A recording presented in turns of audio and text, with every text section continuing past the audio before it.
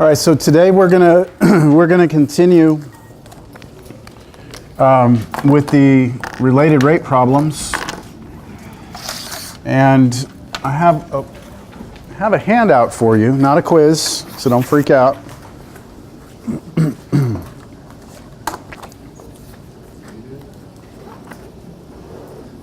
I probably should have given this to you last class, but I just didn't print it out, so I'm going to leave you quite a few copies. I think I printed enough so everyone can have like 2 or 3 of these, depending on how many people show up.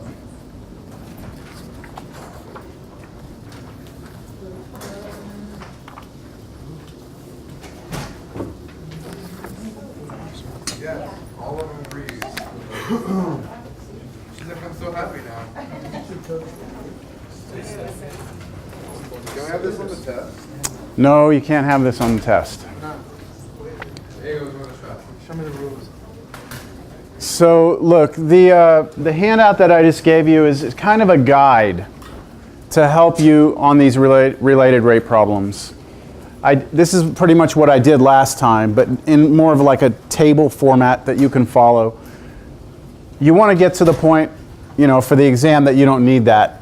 But some students told me, I used it in my other class, and they told me that it really helped to kind of organize everything. So, you know, it's there. Problem with it is there's not a whole lot of room to write some of the things we need to do. So, all right, so what I'd like to do is get through a couple of examples today. We actually have 4 examples that I'm going to do. And I was talking with one of your classmates earlier today, and in my Monday, Wednesday class, they're a day behind us. So I'm supposed to cover this on Monday for my students, right? My Monday class? These 4 problems. And I'm not going to do these 4 problems for them. I'm going to do 4 different problems out of the book. Not your homework problems, just some other problems. So what I'm telling you is that by Monday afternoon, there will be 4 additional examples in my Monday, Wednesday lectures. If you go to YouTube and you want to go find their lectures, if you want 4 more examples of related rate problems worked out, there will be 4 additional ones there. All right? And I'm going to tell them to come back and watch this video for these 4. Understand? Trying to get more bang for the buck here instead of repeating myself 2 times. All right, so we're going to start with the street light problem. Our test is on Tuesday is when it's scheduled. I pulled up an old review from fall 2012. And I'm not going to hand this out, but I'm going to talk through this at the end of class, like kind of the things I asked. It looked like it was pretty in line with what I would ask on your exam. So we'll talk about that at the end. Stop me like 5-10 minutes before class is up, all right? All right, so a street light is mounted on top of a 20-foot pole. A 6-foot man walks away from the pole at a speed of 7 feet per second. How fast is his shadow moving along the ground relative to the pole when he is 12 feet from the pole? There's a problem like this in the homework, almost exactly the same. So we've got a pole here, right? Stationary, the man's moving at a rate of 7 feet per second. He's 6 foot tall, and he has a shadow, right? So if I stop this at any point in time, here let's say, then as the light comes off the pole, right, goes in every direction, his body is going to block light and create a shadow on the ground, correct? And his head should create the top of the shadow, something like that, right? And what we want to know is how fast is the tip of his shadow moving along the ground relative to the pole. So the pole's not moving, right? So if you're like standing at the pole and you're watching the tip of his shadow, we're asking how fast is that shadow, the tip of that shadow moving. Understand? It's important that I say relative to the pole, because if I'm the man and I'm running, I see the tip of my shadow also, right? I'm moving at 7 feet per second. So relative to me, the tip of the shadow is moving away from me at a different rate than if I was standing still. Does that make sense? Yes? Kind of. It's like if you're driving down the road, right, at 10 miles an hour, and a bird is flying by you at 20 miles an hour, then relative to you, it's going 10 miles an hour faster than you, right? Yes? You're driving at 10 miles an hour, cruising, you know. Bird's flying 20 miles an hour, then relative to you, he looks like he's going 10 miles an hour because you're moving at 10 miles an hour, right?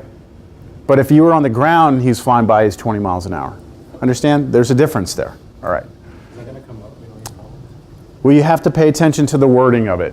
And I believe in the word problem in the book. I'm not sure if they say relative to the pole. I think they do, though. Okay? Understand? Do you understand the physical situation that we're looking at here? 20-foot pole. Now, I'm going to bring up the animation that you were supposed to watch. And you can see, it's kind of hard to see here. It's black right there. That's his shadow. And notice that the further we go out, the longer the shadow gets, right? The closer he is to the pole, the shorter the shadow is. So the shadow is growing, right? But we want to know how fast it's moving relative to that point right there. Got it? Okay. I think I'm going to go up here where I had some space. No. I'll just do it here.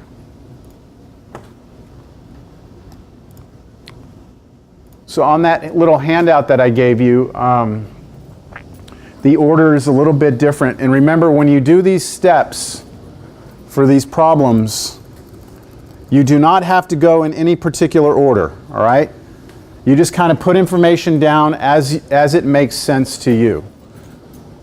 So if I were starting this problem, I would have the instant in time. That's going to be a picture I should draw. I have a general picture. That would be where everything is changing. I would have what I'm given and what I want. And then at some point, I want to try and get an equation, right? Those are like the main parts of this.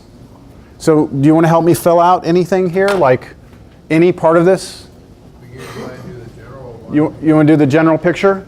Sure? Okay. All right, so in the general picture, I have a 20-foot pole. I'm trying to draw this small because you don't have a whole lot of room there either. I have a 20-foot pole, right? I'm put a 20 there. Here's the ground. I have a 6-foot man right here. No arms. He's just a stick with a head on top. All right? Wilson, yeah. And then I have the shadow, right? Oh, I have our black markers. Okay. So the shadow would extend down, and that point right there would be his shadow point, right? The tip of the shadow. Understand? So is anything moving? I mean, I put 20 and 6 here. I can keep those as 20 and 6, right? The pole's never going to change its height. The man's not going to start shrinking, okay? So those I can keep, right? Now, he's moving, right? So I'm gonna try and represent his position relative to the pole with some letter. So I'm going to say the distance from the pole to the man, which is changing, I'm going to call it x. Now the reason I'm doing that is because I know how fast the man is going, right? So I know how fast x is changing. I know the speed of x, right? That's why I went after that. Now what I'm interested in knowing is how fast the shadow's moving, which would be the distance from the pole to the tip here, right? Let's call that something. How about we call it x plus what?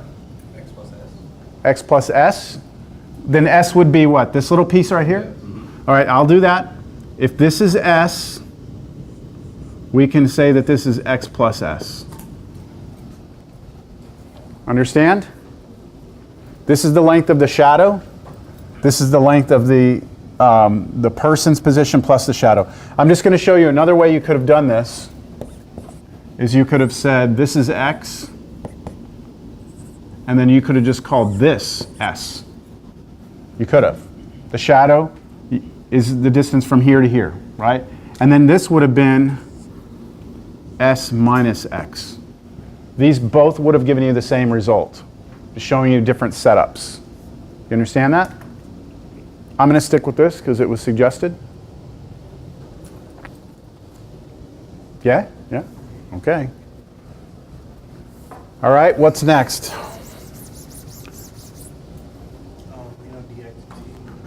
You know dx dt. All right, so like I was saying, you don't have to do these in any order. All right, just kind of put the information down as you gather it. Dx dt, you're saying, is the change in this, which is how fast the man is going, right? Should be what? 7 feet per second. That's the instant in time, right? We say how fast is his shadow moving along the ground when he is exactly 12 feet from the pole. That's what we want. That's going to be in the want section, right? But that's also going to help me draw my instant in time picture. At the instant in time, it looks like this. 6 here for him, 20 here for the pole, and this distance is what? 12. And then I have, of course, the rest of it, right? That's the instant in time. All right, what is it that I want? This is going to be a little bit messy because of the way we label things. You want to know what x. You want D of S. We want ds dt. We want how fast the shadow is moving. You want D of S dt. ds dt? Yeah. You sure? It's d of x plus s dt. Because it's relative to the pole. So I want to know how fast that point is moving, right? The position of that point is x plus s. So I want to know how fast this is changing, right? If you say how fast s is changing, then you're only looking at that piece right there, and that piece right there is relative to the man who is in motion. That's why I showed you the other way we could have set it up. Then it would have been ds dt. Do you understand? It's up to you. We'll take a vote. Keep it or change it? Keep it. Keep it? Yeah, just keep it. Keep it. Okay, we're going to keep it. All right. So I want this. Now watch how I write this. Because this is x plus s, I want to know the derivative with respect to time of x plus s, right? I could have written it like this. D of x plus s dt, right? Like dr dt, ds dt, dv dt. I would just write the variable up here over dt, right? If my variable is actually the sum of two variables, then that's the way I'd write it. Do you understand? It doesn't matter. It could be the staple or whatever. Pardon? It could be. Then if we have like a variable, let's say the staple, or what's the variable, you just put the staple. Yes, exactly. Whatever's there. That's what I want. When do I want this? When what's what? When x is 12 feet. Right? That's what I want. Is the second triangle going to play a role in this?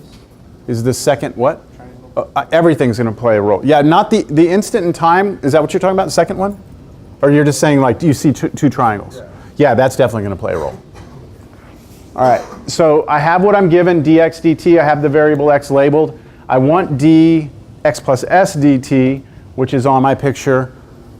I know when I want it, when x is 12. I now need to come up with an equation that connects what to what. Where are all my colored markers?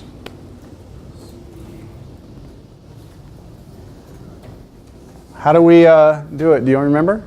Dx dt is equal to D of x plus S dt. Yeah, we want to connect this variable right here, x, somehow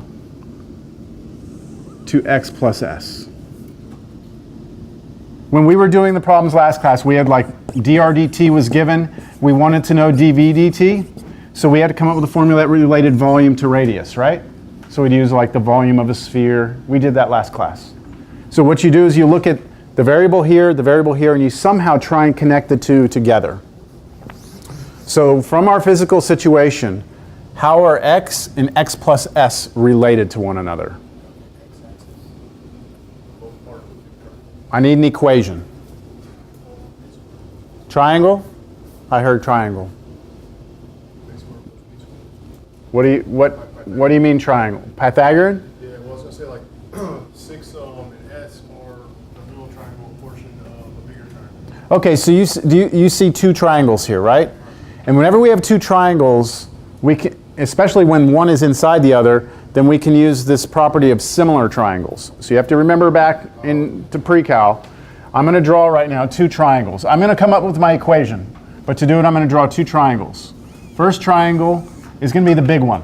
And I'm drawing from the instant in time or the general? General, right? Because everything's going to be in motion. Here's the small triangle. On the big triangle, this side is 20. I'm talking about this one right here. The base of it is what? X plus S. X plus S. Or 12 plus S. No, I can't say 12. Can't fix it yet. Okay? Can't fix it. So I have to be looking here. It's X plus S. X, oh, whoa. Sorry. I don't know why I put 2. Did I say S? Yes. Okay, I had a little brain fart there. All right, next. The small triangle is what? 6S. 6 and S, right? 6 and S. Now, what is the property of similar triangles? If you have a triangle where they have the same angles, do you all agree that that's the same angle? Yes. The 90s are the same, of course. So if these are the same and the 90s are the same, that means the only angle left, those must match. Okay, so these are similar triangles. The property of similar triangles is that the ratio of corresponding sides are equivalent.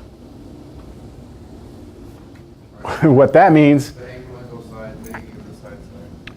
no, the ratio of corresponding sides are equal. That means if I set up a ratio of 20, let's say, divided by 6, that should be equal to the ratio of this side over this side.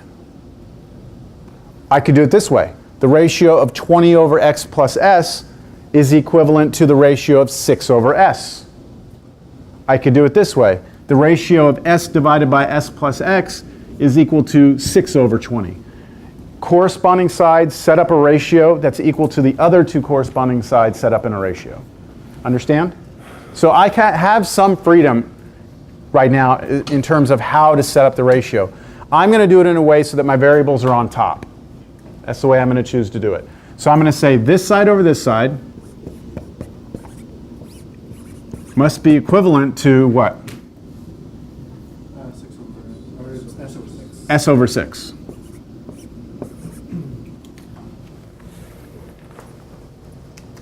The base of this triangle divided by its height should be equal to the base of this triangle divided by its height. Those ratios must be equivalent. Make sense?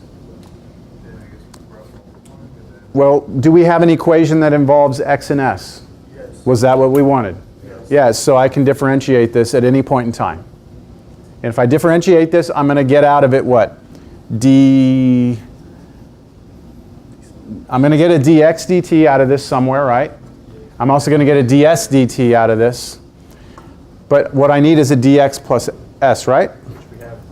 Which we have. I want to remind you, though, back here, that this is the derivative of a sum, right? Yes? So isn't that the same as the sum of the derivatives? So this is this. Got it? All right, so I would like to take a derivative. You want to keep them as fractions, or you want to get rid of the fractions? You want to get rid of the fractions? So I would do like cross multiply, I guess. Multiply this side by 6. 6x plus 6s equals 20s. Subtract this over. Yeah, do you want to get everything on, like all the s's on one side? 6x equals 14s. Don't we know X? What's that? Don't we know X? Not yet. Not yet. You got to be real careful with that. Look, what we need to start is to have an equation, right? And if you look at the cheat sheet little thing I gave you, can I see it real quick? Or one of them? Give me a blank one. It says there, on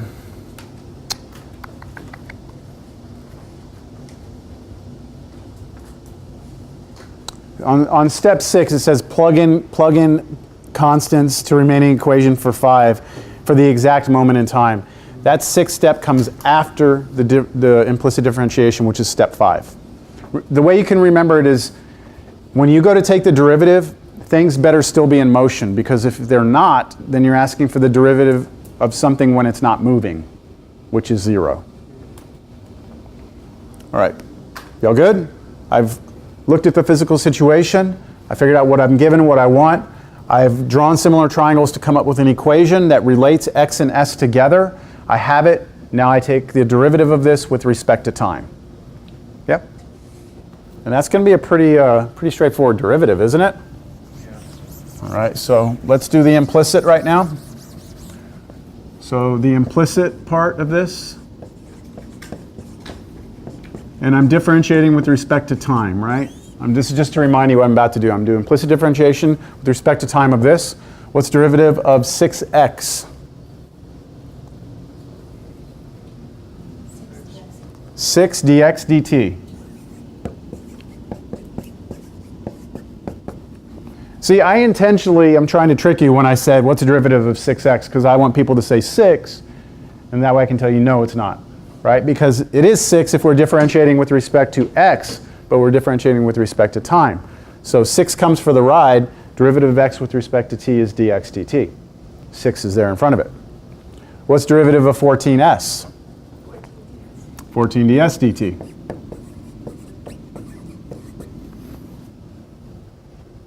Do you know any of these? You know dx dt? So now at this point I can solve, right? Now you can start plugging things in. So I know this. I'm going to put a little check mark. I know this, right? And what about this? I don't, but that's what I want, right? Kind of. I want this plus this. But I'm going to need to know this, right? So let's plug in right now dx dt into this and see what we get. 6 times 7 equals 14 times ds dt. What's ds dt? Let's see, I can divide through. It should be 3.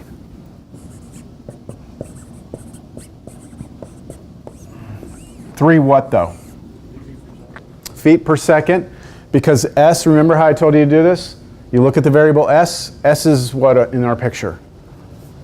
It's a length, isn't it? It's how long this is. We're measuring length in feet here. So that's feet divided by the unit of time, and the problem time is measured in seconds, right? So it's going to be feet per second.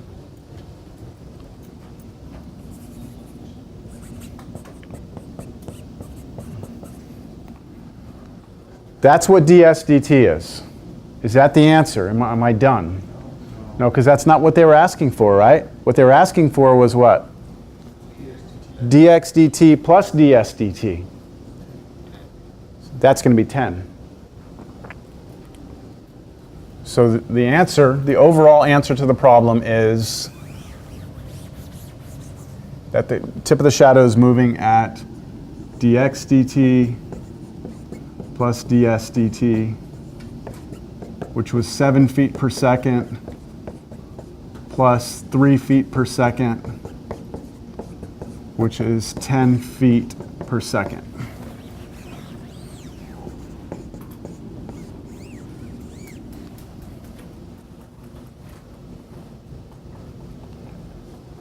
I'd like to point something out, if nobody has a question. Does anyone have any questions? I want to point something out here. When we took the derivative, this is what we got, right? Does anybody notice something about that derivative? Or maybe something that's not there?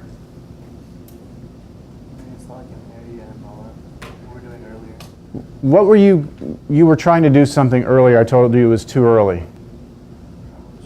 You were trying to replace x with 12, and I said not to do that till after the derivative, right? There's no x in there. What does that mean? We're not considering that guy's length. Yeah, his position has no impact on the speed of the shadow. Look, the speed of the shadow, right? The speed of the shadow is 3, just the shadow, relative to the man. If you just watch them, if you were the man running along, it would look like your shadow is moving away from you at 3 feet per second. Relative to the pole, it would look like the shadow is moving away at 10 feet per second. Understand? But the 12 feet, this part right here, we never used it. We never used it, right? So this answer, 10 feet per second, is independent of where he is, which I think is counterintuitive. You would think if you're starting to walk away from a pole and you're watching your shadow, you might think that your shadow is speeding up or something, but it's moving at a constant rate. Does that seem logical or illogical to you? Or do you not understand what I'm trying to get at? Do you remember in the problem with the circle growing, right? It definitely mattered. The radius where we were dictated how fast the area was growing. If we had a small radius, the area wasn't growing as fast as if we had a big radius. Here, the speed of the shadow on the ground has nothing to do with where he is. Well, yeah, that's true. That's exactly what we just proved. Our math shows it. Just watch the shadow here. It's not speeding up or slowing down. Do y'all see that?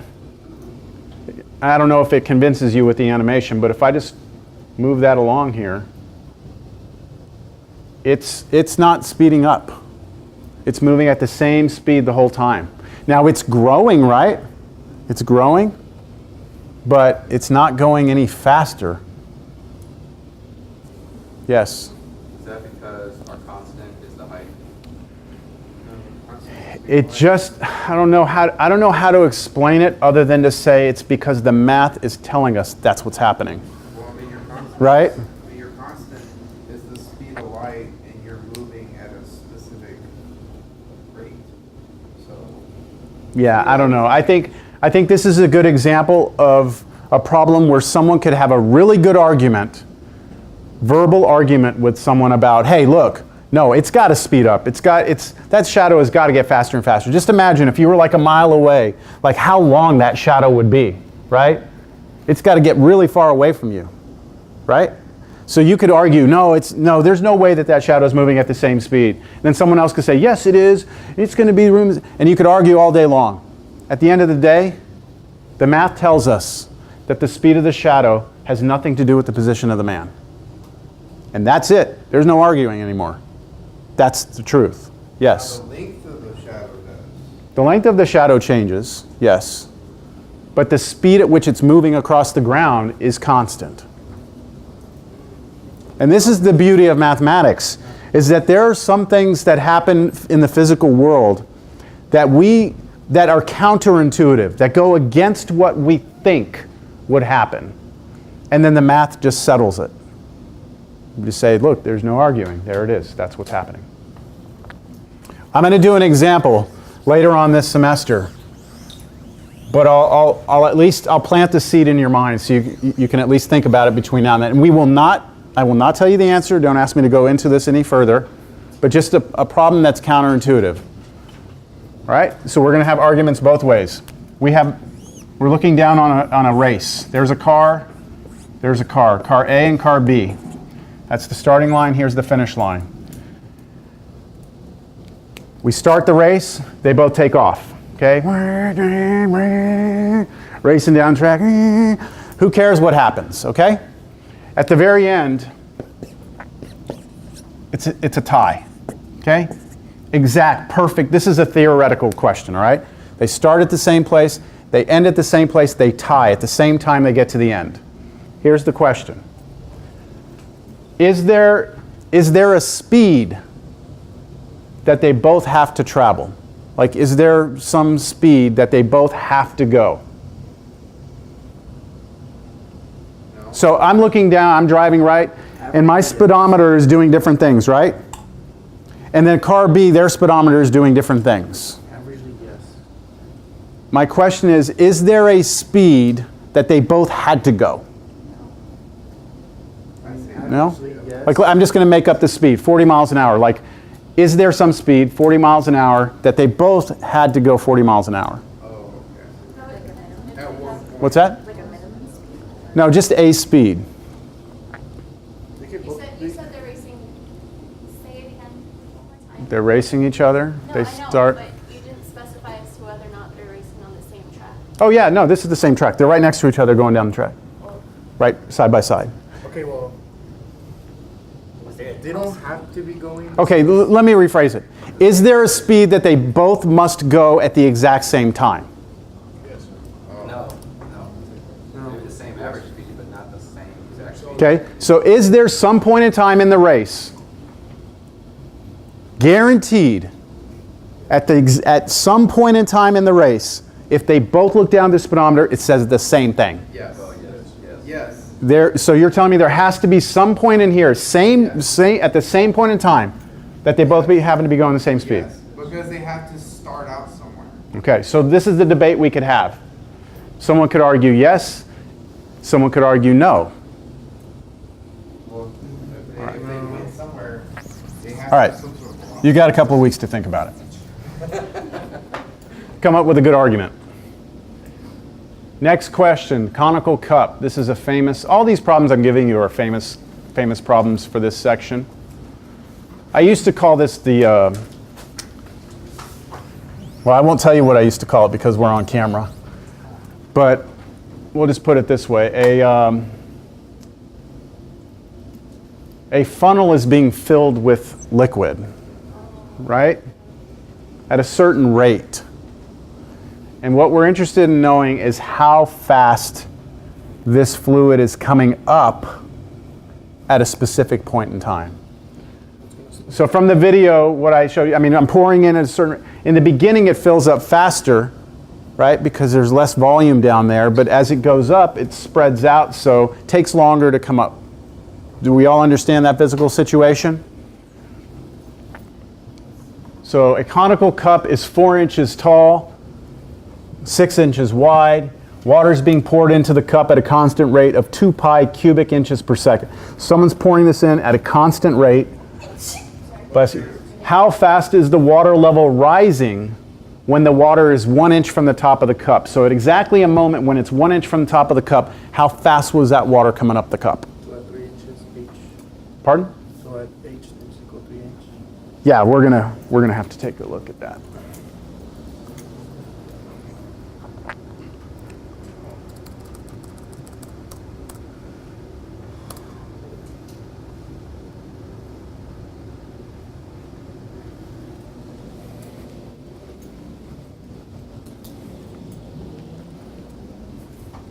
So one car takes off, and the other one's just like, yeah, right? And then it has to slow down because if they're going to tie, this one's got to catch up, right? So this one is slowing down. This one's whoa, right? And they have to tie. So I have to add one more thing to the question that's important. I said, is there a point in time where they both have to be going the same speed, right? That was the question. And I'm not talking about at the beginning or the end. Somewhere inside. Because obviously at the beginning, they're both at 0, right? And at the end, when they tie, they could both be going the same speed. The question is, inside there, is there guaranteed a point in time that they're traveling the same speed? Let you sit and think about that. All right, here we go. Picture time.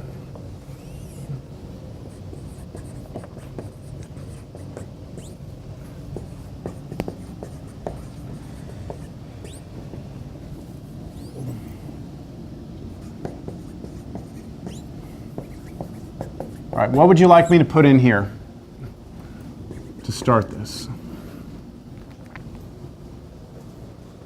What we're looking for? Okay, what do you want? You want how fast the water level is rising, right? How fast the water level is rising. Now, I would need to draw something to be able to represent that water level, right?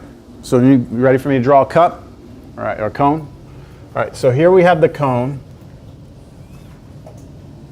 It's not drawn perfectly. And then I have the water level, right? Which is different than the cone. It's inside the cone. So my water level is arbitrarily in here, right? Like that. And that water level, I need to measure it. It's going to be from here to here. And I think H was the... not yet though. General picture, do not fix H yet. We can fix H in the instant picture. Y'all with me? If you're going to put a letter in here, in the general picture, if it moves, right, don't ever assign the value to it. We know how fast it moves. One thing you can do is you can like draw little arrows to like let yourself know, like, look, it's moving, it's coming up, right? Like to remind yourself that this thing is changing. What was We that? know how fast it's changing, Okay, how fast what's changing? that the water is being poured into the cup at a constant rate. Okay, so that's given to us, right? We know that. 2 pi cubic inches per second is what type of rate of change? Change in what? Volume. Change in volume over time, isn't it? We need to recognize that 2 pi cubic inches is a measurement of volume, right? So I'm going to write here, I know that dV dt is 2 pi cubic inches per second. Do y'all see how I'm kind of like pasting different parts of the information into my template here? What did you say we wanted? You had started us out. We want dH dt. Do y'all see that? Because I drew my picture, I want to know how fast that height's changing. When do I want that? At 1 inch from the top, which really means what? Careful, reread it. I think I'll draw my picture again over here. What is that? What was this distance? What is 3 inches tall? This was 4. This was 6. And at the instant in time, 1 inch from the top would mean that this is 3. Understand? 1 inch from the top, if that's 4 inches, that means the height is 3. So when we say we want dH dt, I want it at the moment h is 3 inches. Is everybody following how this is coming together? Okay.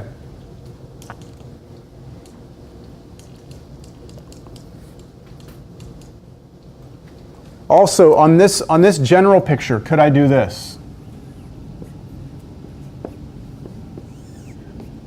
Yeah, because the cup's not changing, right? The water inside is, but the cup's not. I think we have what we need, right?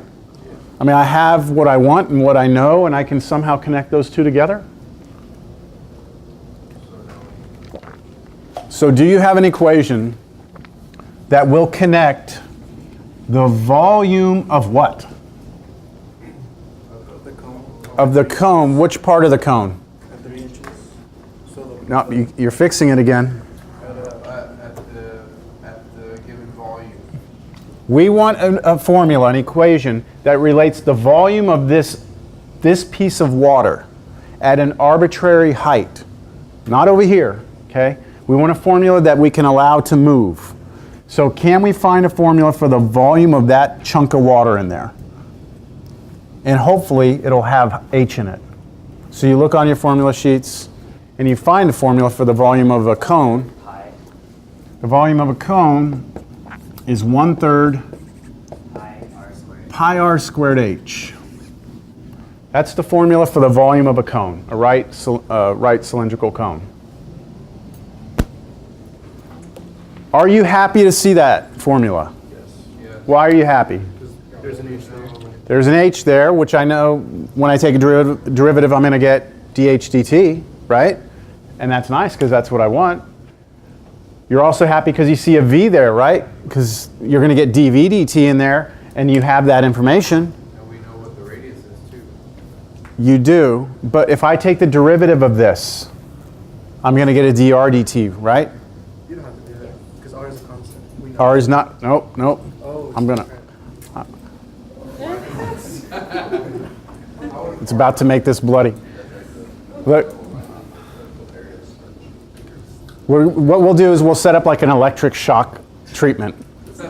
Every time you fix the constant fix something before you take the derivative, you'll get shocked. So, but see, that's good because that's the temptation, is to say, oh, look, I don't know what R is. Oh, yes, I do. And no, you don't, okay? You can't fix anything yet. I agree. This does have a radius. This little chunk of water does have a radius. But you can't just go plug that in right now, because the radius does change, doesn't it? As this water moves up, that radius expands.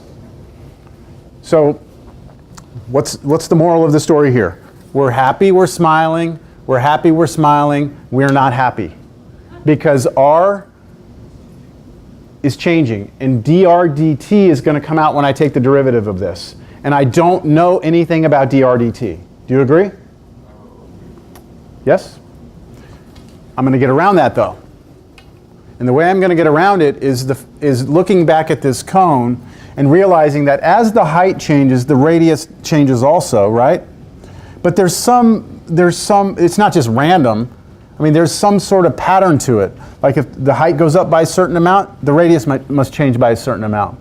And the way I can actually do that is or get to the relationship, is to get my little sword here and just cut this cone right down the middle. Here, I'll just do it this way. Just right down this way. Just cut this right down the middle.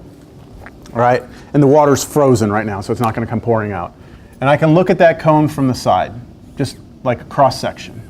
So there's my cone. Now it looks like a triangle, right? When I cut it down the middle. And my water level is in here like this. Agreed? Now I'm going to come in here and I'm going to cut this one down the middle.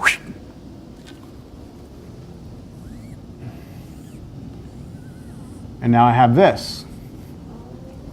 And do you see what I just created? Similar triangles. What is the height, or what is this distance from here to here? 4, right? That's 4, guaranteed. From here to here is 4. What's the distance from here to here? 3, because it was 6, right? Half of that, that's 3. What is the distance from here to here? H. Not 3, right? H. What's the distance from here to here? Little r. And because of this, I can set up a relationship between R and H right now. Do you remember the problem we did last class where we had a formula for volume that had a radius in it? We had a formula for area that had radius in it. We had to solve the one for area, or the one with area for radius, plug it into the one for volume. Do you remember that? You didn't like that one. Then we did it a second way and everyone liked that way better. Remember that? Okay, this one I don't think we're going to be able to get around it. We're going to have to get rid of this R in this formula. And we're going to have to replace it with something that has H instead. And that's what this is about to give us. Yes, that's exactly what we have. Okay, so I want to recap because this is a really important problem that you understand where we are. Did we come up with an equation that relates V and H together? Yes. What was wrong with that? It had an R. So now I'm going to go to the geometry of the problem to try and replace this R with something that has H instead of R. So by cutting it and realizing this, I have two similar triangles, or I have similar triangles. This one's 4 and 3. This right here compared to this one, which is H and R, right? They have the same angle down here. And that means this angle must be the same as this angle. Agreed? And so I can set up the ratio of the sides however I want. What do you want me to do? R over H? That's this side over this side must be equal to 3 over 4. And look at that. I now have a connection between R and H. I would like to now solve this for R. So that means I just multiply both sides by H. And I get this. R is equal to 3/4 H. That means as this water goes up the cup, The radius will always be 3/4 of the height. Whatever height you're at, the radius is 3/4. You can see it right from the original cone, right? Look at this. Right? If it goes up 4, the radius is 3. 3 out of 4 is 3/4. This must maintain the same ratio. So let me go back to my volume formula. I'm going to have my new and improved volume formula now. That's right. My new volume formula becomes 1/3 pi times the radius, which I'm saying is really what? 3/4 h squared times h. Now are we happy? We have a formula connecting v and h together. It just has v and h, no r's anymore. So I can take the derivative. I'm going to clean up before I do the derivative because I'd like to actually square this. 1/3 pi, squaring 3/4 gives me 9/16. Squaring the h becomes h squared, but then times h cubed. It was worth it for me to do that, right? Because everything in front of h cubed is what? Constant. And the derivative of h cubed should be straightforward. If you leave it like this, you're going to be doing chain rule with product rule. Right, there's a product. This is chain rule, mess. That's much cleaner. Almost ready. V equals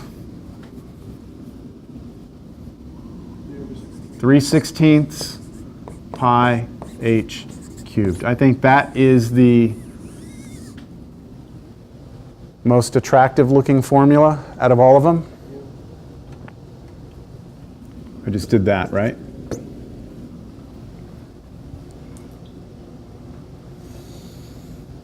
Questions?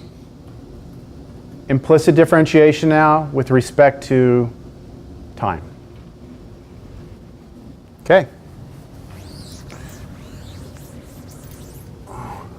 Derivative of the left side is dv dt, good, equals 3/16 pi just comes for the ride because it's a constant, right? Times 3h squared. Derivative of h cubed is 3h squared. Chain rule, dh dt.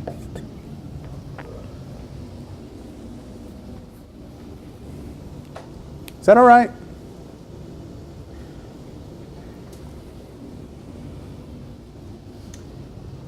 This is a famous problem, right?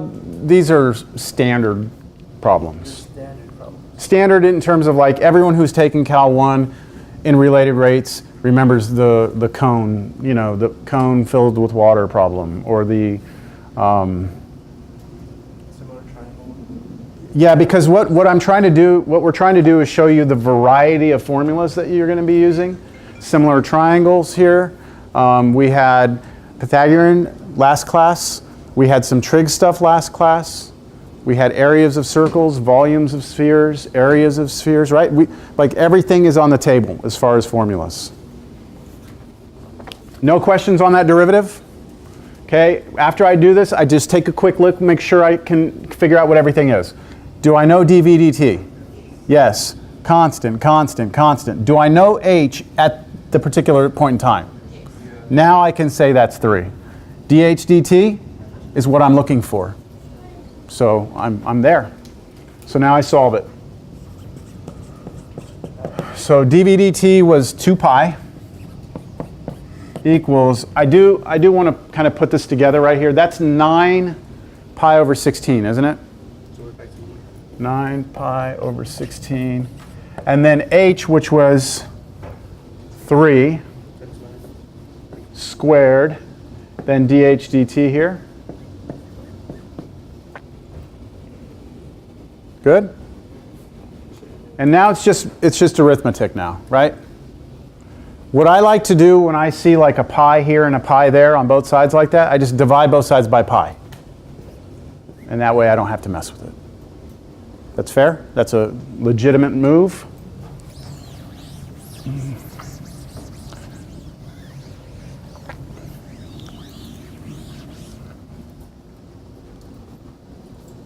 2 equals 81/16 dH dt. Multiply both sides by the reciprocal. Right? Both sides by 16 over 81. You should get 32 over 81 equals dH dt.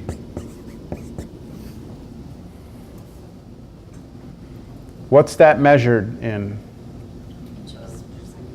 H was height. Height is a measurement of length. Length in this problem was inches. Time was seconds, so this is inches per second. Just inches.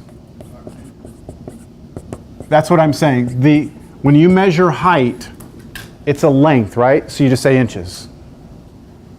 And then time is measured here in the problem in seconds.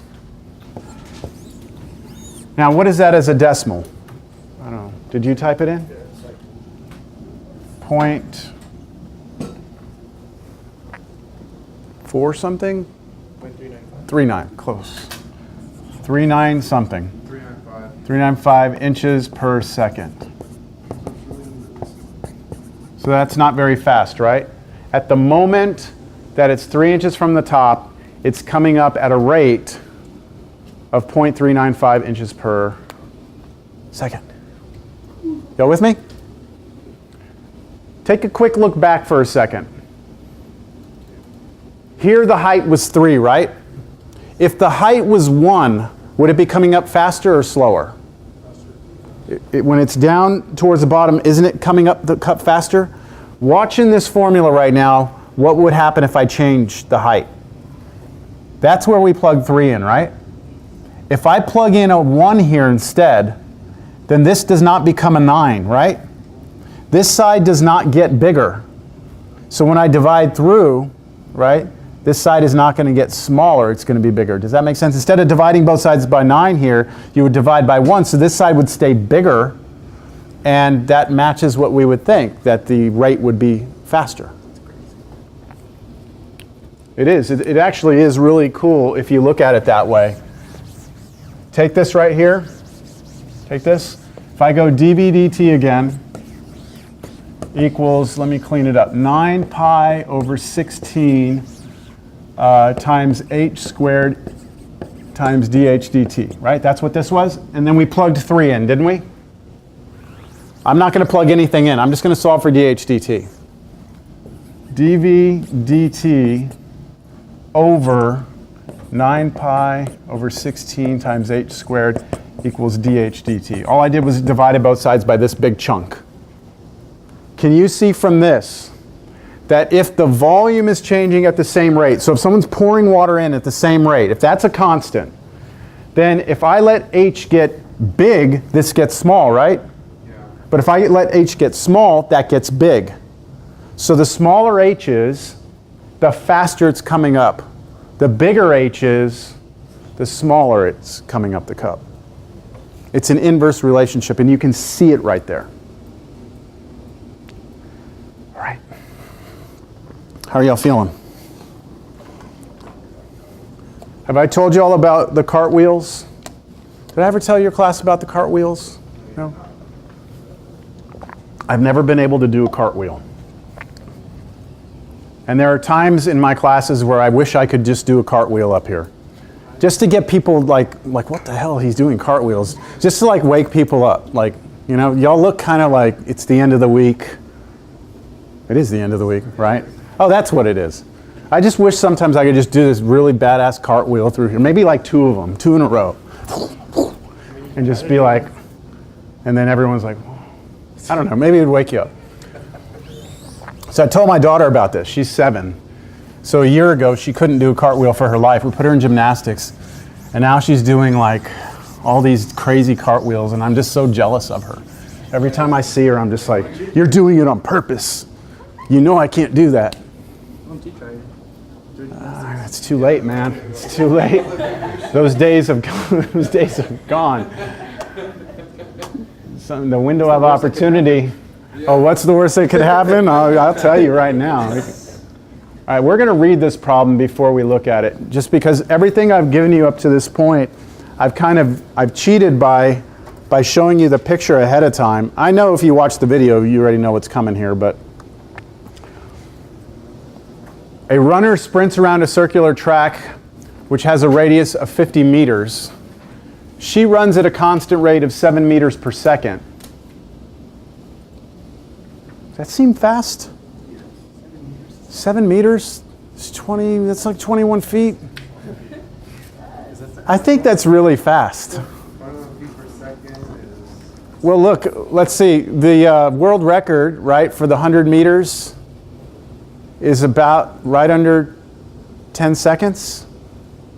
So that would be 10 meters per second. What's not that fast? 40-meter dash would be in 1.5 seconds.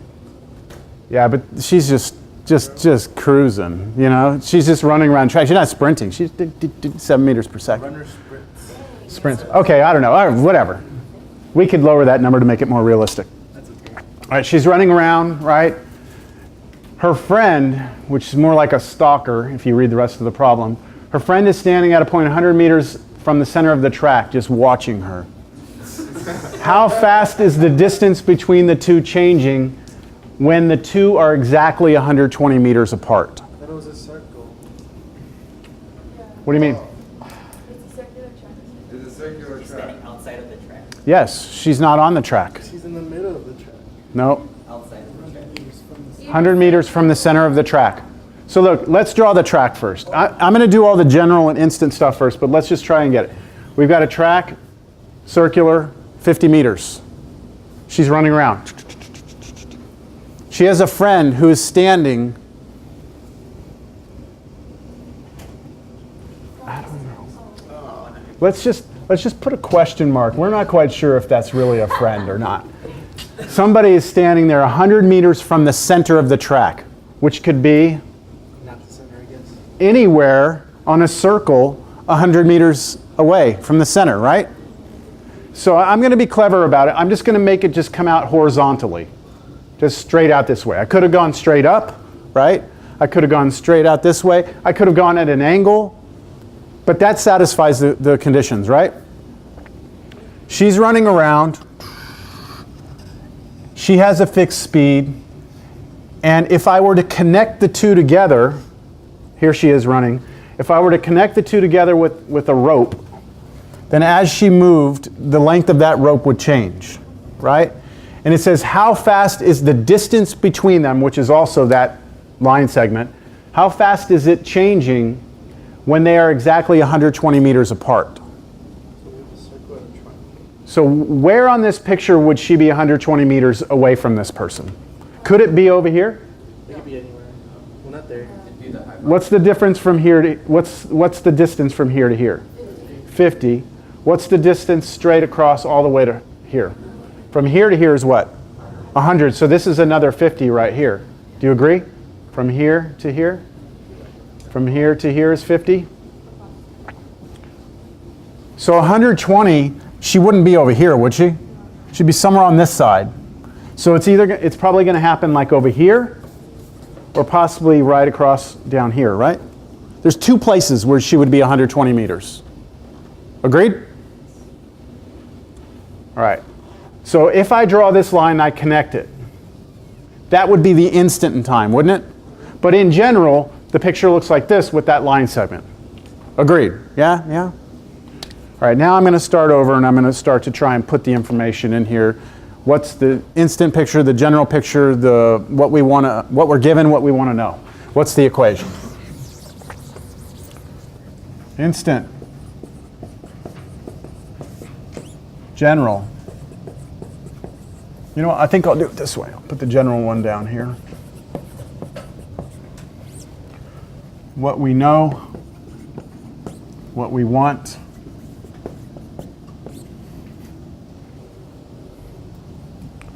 Yeah, so my daughter was doing one-handed cartwheels, and I was like really impressed.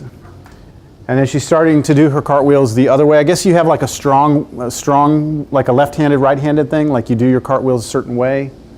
Now she's starting to do them the other way with one hand. I think she's just starting